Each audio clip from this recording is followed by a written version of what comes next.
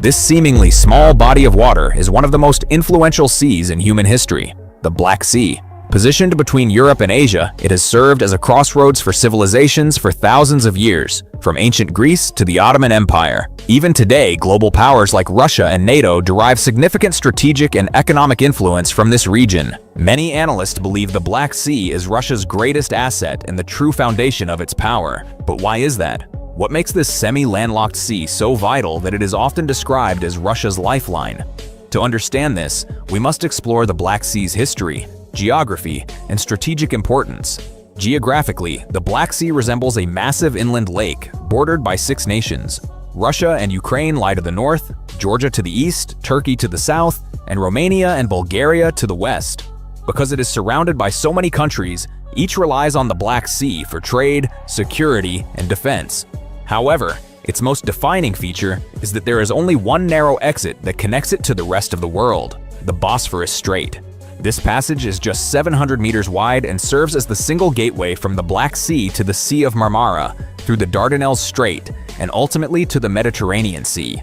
Both of these choke points are completely controlled by Turkey, making them among the most critical maritime corridors on the planet. Every day, a large number of oil tankers and commercial vessels pass through the Bosphorus, carrying goods from Black Sea nations to international markets. This exclusive control dramatically elevates Turkey's geopolitical significance and gives it substantial leverage in regional affairs. For the countries along its coastline, the Black Sea holds different forms of importance. Ukraine depends heavily on its Odessa port to export grain, contributing to the global food supply chain.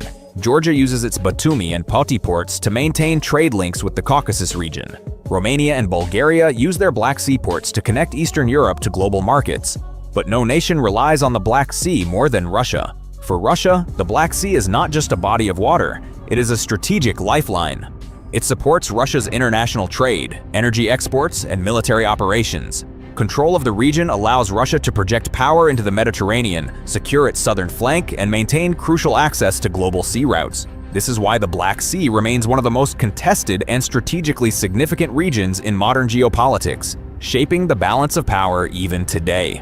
Russia's 2 major ports, Novorossiysk and Sevastopol, clearly demonstrate the Black Sea's importance to Russian power. Novorossiysk, built in the 19th century, has grown into Russia's largest port on the Black Sea and serves as a critical hub for exporting Russian oil and grain to global markets. Sevastopol, developed after Russia seized Crimea in 1783, remains the centerpiece of Russia's naval strategy even today. The greatest advantage of these ports is that, unlike Russia's Arctic ports, they remain operational throughout the year because the Black Sea never freezes. This year-round accessibility is one of the key reasons the Black Sea plays such a central role in Russia's geopolitical strategy and its aspirations to remain a global power. While the Black Sea's geography provides Russia with natural protection and strategic depth, this same landlocked nature also creates a significant limitation. Russia's access to world oceans depends heavily on its relationship with Turkey and other NATO member states that control the region's maritime choke points. This is precisely why Russia's annexation of Crimea in March 2014 was driven by strategic necessity. Crimea's deep-water ports and proximity to major shipping routes make it a priceless asset, offering Russia enhanced military reach and secure naval infrastructure. Since 2014, Russia has dramatically expanded its military presence in the region, deploying advanced submarines, warships, and modern missile systems throughout the Black Sea. For Russia, the Black Sea is not only a defensive shield, but also a launchpad for projecting power beyond Europe. The region has been essential in supporting Russian military operations in the Middle East, especially in Syria. During Russia's full-scale invasion of Ukraine in 2022, the Black Sea Fleet played a decisive role, striking deep targets with Kaliber cruise missiles and disrupting southern Ukraine's supply lines and maritime trade routes. The ability to control these waters gave Russia an immediate tactical advantage in isolating Ukraine from international commerce. Beyond its military importance, the Black Sea is Russia's economic artery. Nearly 30% of Russia's exports, including oil and natural gas, flow through these waters, generating billions of dollars in revenue. The sea itself contains valuable natural gas reserves, giving Russia additional leverage over the European energy market. Another major development strengthening Russia's position is the Turk Stream pipeline, through which Russia now delivers natural gas directly to Turkey and southern Europe, bypassing Ukraine and securing a more stable and politically advantageous supply route. The major advantage of the Turk Stream project is that it has significantly reduced Russia's dependence on politically unstable overland trade routes, strengthening Moscow's energy diplomacy even further. Today, Turk Stream is the only pipeline through which Russian natural gas continues to flow into Europe. But energy is only one part of the larger equation. The strategic importance of the Black Sea extends far beyond oil and gas. It is also one of the world's most critical hubs for global food security. Russia and Ukraine together are often described as the world's breadbasket, accounting for nearly 30% of global wheat exports. Key Black Sea ports such as Odessa, Novorossiysk, and Mariupol serve as vital gateways for transporting grain to the Middle East, Africa, and Asia. This is why even the slightest disruption in Black Sea shipping routes can send shockwaves across global markets. The world witnessed this firsthand in 2022, when Russia blocked Ukraine's grain exports, triggering a dramatic spike in global food prices. Beyond food and energy, the Black Sea also plays a central role in international shipping and industrial trade. Ports across the region handle billions of dollars worth of cargo every year. Metals, chemicals, coal, and fertilizers. Novorossiysk alone, Russia's busiest port, supplies coal and fertilizers to markets around the world, making it a cornerstone of global supply chains. The Black Sea is also emerging as a significant source of renewable energy, particularly wind power. As the world shifts towards sustainable energy, nations like Romania and Bulgaria have already begun developing large-scale offshore wind projects along their coastlines. Turkey and Ukraine are conducting feasibility studies to tap into this growing sector. If these initiatives succeed, the region could meaningfully reduce its reliance on traditional oil and gas resources. For Russia, however, the Black Sea is far more than an economic lifeline. It is one of the primary pillars of its national security. Through these waters, Russia extends its military, political, and economic influence into Europe, the Middle East, and beyond. This strategic reality brings another major power into the equation: NATO. The Black Sea holds immense value for NATO as well, largely because 3 of its member states, Turkey, Romania, and Bulgaria, share direct coastlines with it.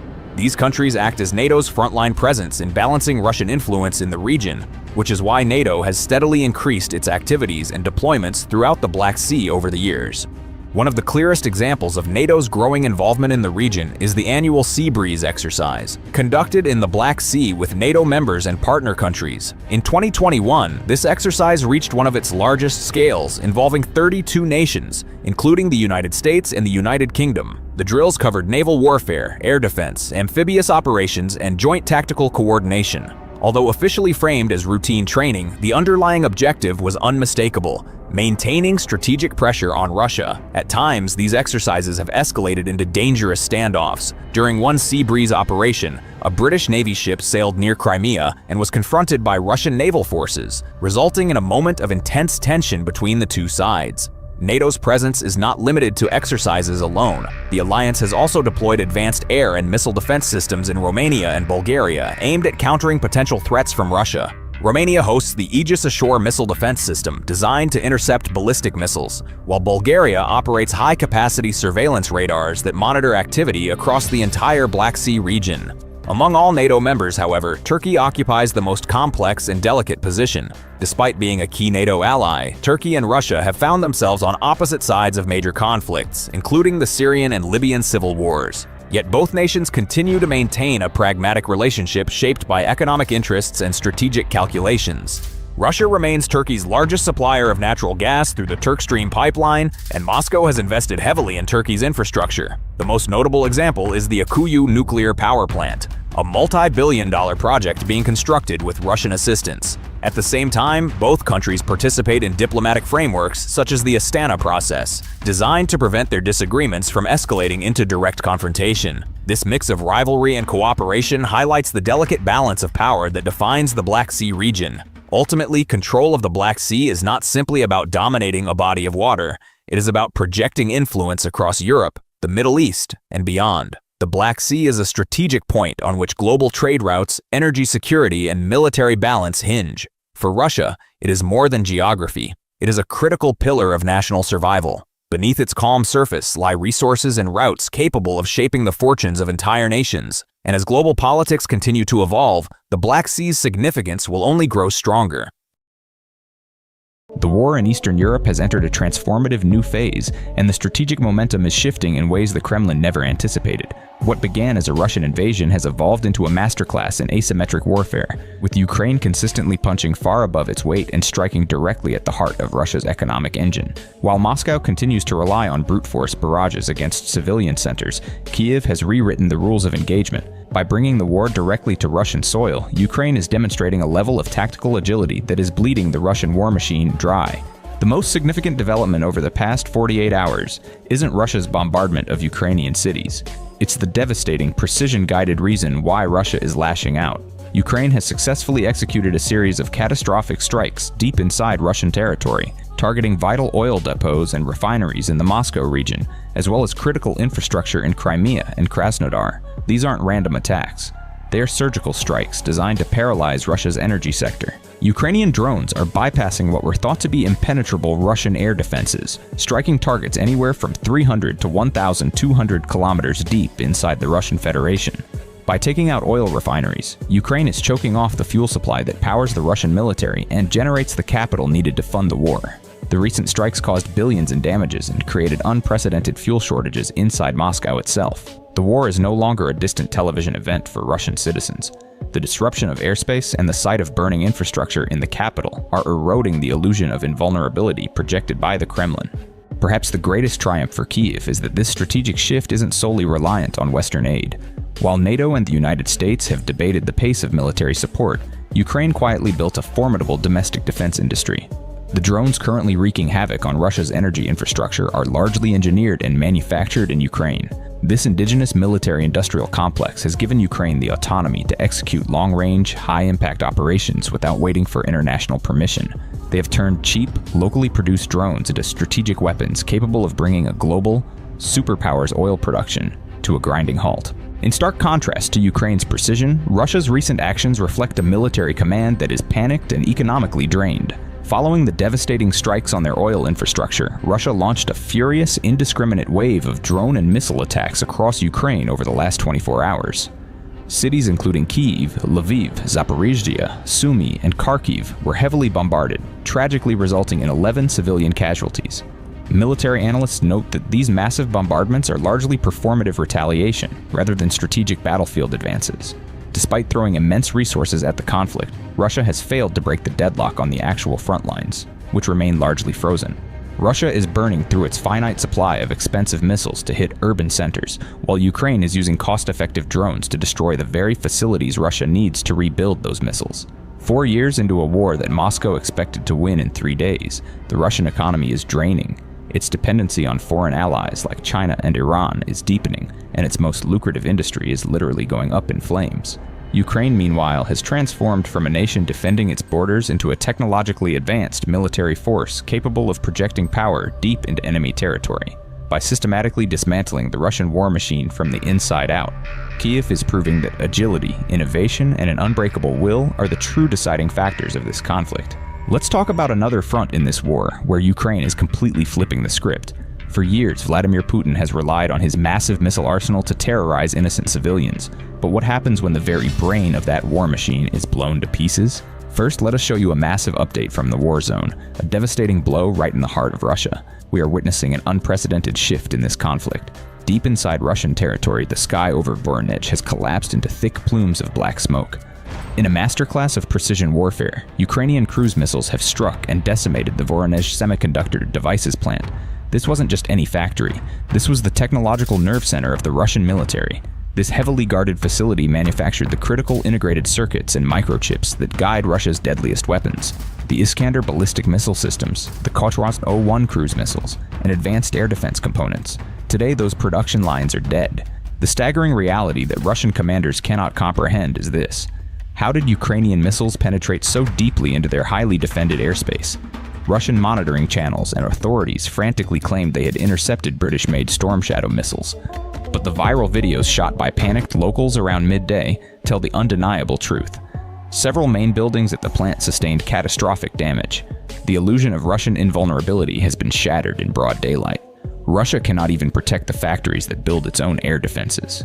Now let's look at the massive strategic impact. Make no mistake, this is a monumental, game-changing victory for Ukraine. Microchip production requires ultra-sterile environments. With cruise missiles detonating inside those zones, that highly specialized, incredibly expensive machinery is irreversibly annihilated.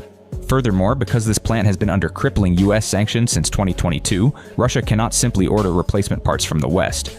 They are technologically paralyzed. By striking this plant, Ukraine has actively choked Putin's ability to wage war. You cannot launch advanced missiles when you no longer have the microchips to guide them. But beyond the tactical brilliance, there's a deeply human story here.